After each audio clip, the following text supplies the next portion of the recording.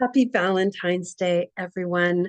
Today is February 14th, 2025. I can't believe we're already halfway through February, and this world session has landed on St. Valentine's Day. And so I think it would be appropriate then to do a session not on love, but looking at all of the, not all, because that could be a lot. There could be many, but looking at barriers that you've built around yourself that block receiving love or block love. Now, often when we think about love, we think something outside of ourselves, right? Maybe we think about our children or our friends or our partners, whether that be your husband or your wife or your girlfriend or boyfriend, even your pets.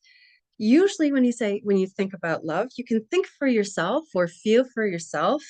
Where does your attention go?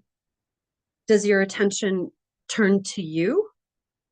Are you in that equation or within that list of people that you say love towards? And usually, in my experience, even for myself, for a long time, I was never on this list. My attention always went to others first. Now, there's a whole gamut of problems that stems from not putting yourself first or not loving yourself first, right? We get into codependent relationships. Take a breath here. That's hitting me in the gut, in the diaphragm, and that lower heart, right down at the base of the heart. So the heart of hearts. We get into codependent relationships. We get into habits of people pleasing. We get into this martyrdom victim place. You can think for yourself. Other people's problems become more important than your own. So then in comes lack of responsibility for oneself, where your focus is outwards to fixing other people's problems. That could come up as symptoms of giving people advice that never asked for advice. Don't worry about it. I'll take care of it. Just give it all to me. It could even ruin relationships. So I used to do this. Don't anymore. But, it would be a get together with someone in a love relationship, and then I would take care of it all. No, you don't need to worry about taking care of your clothes. Let's say as he was going downstairs to take care of his own laundry, and take care of all of the meals, and make a change. It would turn into a codependency where taking care of someone else before myself consumed everything. For example, I'm just being very, very honest here, a little bit vulnerable with all of you. Now, you can think for yourself where you do that in your own life. It could even be with your children. This shifted for me quite recently, where I would look back at my language that I use with my kids, or I would hear language from my own parents.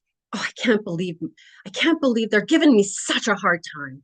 My child is giving me such a hard time, as if it's the child's responsibility for your experience, like they're doing something to you. No, they're going through their own struggle. They're going through their own thing.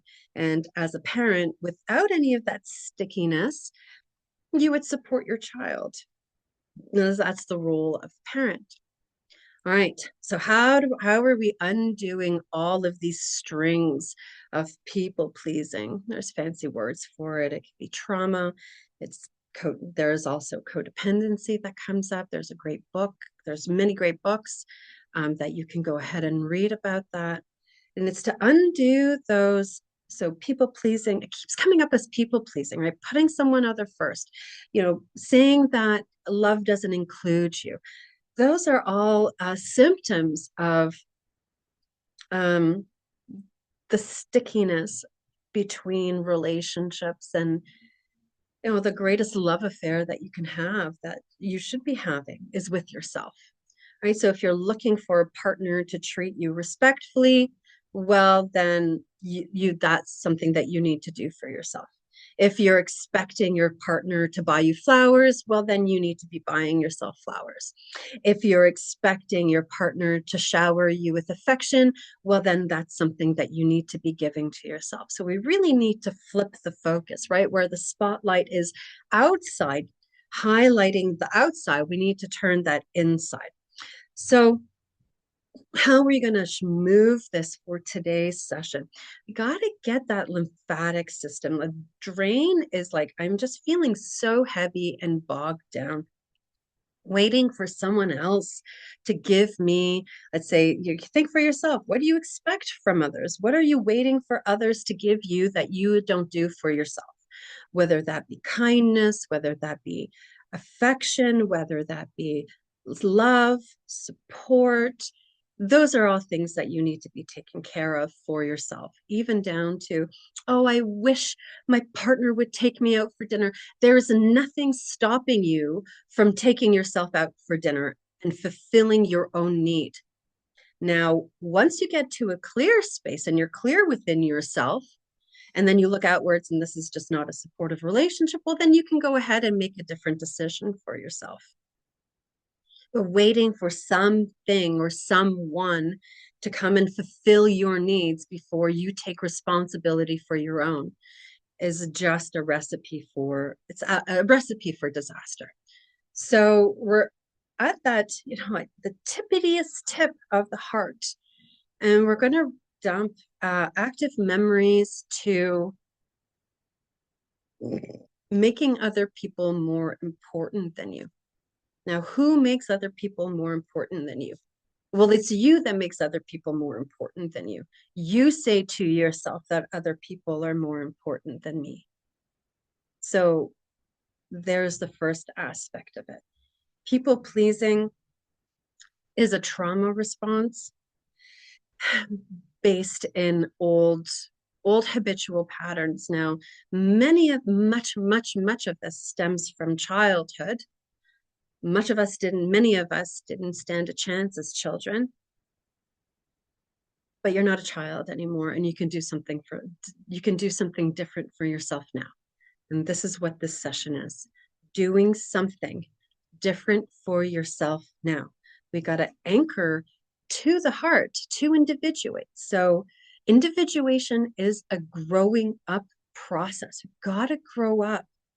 Can't sit childishly and say, oh, because this person or this situation didn't fulfill, then that means I lack. No, no, no. Maybe these coping mechanisms that you came up with. So people pleasing, putting yourself first, martyrdom, victim, all of these things like he, she made me. Oh, I try so hard. Oh, I can't believe you're doing this to me. Those are all coping mechanisms, perhaps that you came up with when you were little. And they needed to happen. They happened. You did your best when you were just a little thing growing up in your family. The difference is now is that you're not little anymore. You're an adult, and you can take responsibility for your healing process. You can take responsibility for your needs, for your wants, for your desires. And now so we're breaking down through that lymphatic system of the heart, all of that victim consciousness, martyrdom, people pleasing, it's blocking the tubes. It's creating congestion and those memories that keep that circular memory waiting for someone else to come save you. Now, no one's like, I don't want to sound tough here, but no one's coming to save you because you don't need to be saved. Maybe you need support. Maybe you need help. The only person that can do that for you is you. There are many people that can help you. There's many things that you can do. And the first is to look at your own take a look at yourself, take a look at your own behaviors, maybe listen to some friends and get a different perspective. Maybe catch yourself saying the same things over and over again. That could be the beginning of a thread to get to the root of what's causing you some stress. So we're dumping that negative self-talk and people pleasing out of the lymphatic system of the heart. And we're going to use the zygoma as a master controller to really get that lymphatic system moving, those toxins moving, those toxic behaviors, those pathological thinking out of the heart. Bring some joy back in here. Now, it's feeling a little kind of hard to move through the diaphragm. And the diaphragm's a little bit sticky, so we're going to run a hydration to the diaphragm and then help the diaphragm remember that it has to open and close to get that breath of life down into the rest of the body, massaging that liver. There we go. Getting those stagnant emotions out of the lymphatic system and also through the diaphragm, using the diaphragm as a support for that lymph drainage. All right. Now we're going to go into the liver here, and to help organize and plan. Oof, there's so much rebellious chi coming up through that stomach. It's wanting to bring me back up into thinking. No, we got to stay down in the body, anchor. The mind is not going to give you anything new. You got to stay in the wisdom of your body. So we're moving into that liver. And we got to improve the functioning of the liver around organizing and planning to your heart's desire, what you really want. Now, most people know what they don't want, but they actually have no idea what they really want. And if it's said in a wishy-washy way. Lots of justifications, explanations, and proof. Oh, well, I think I deserve a good relationship because look at all the other things I've been through. Haven't I been? Now I think I deserve this. Those, such victim coming out instead of knowing what you want, organizing and planning. The liver organizes and plans around, let's say, I want a relationship. And then you get specific about the kind of relationship that you want when you were clear within you.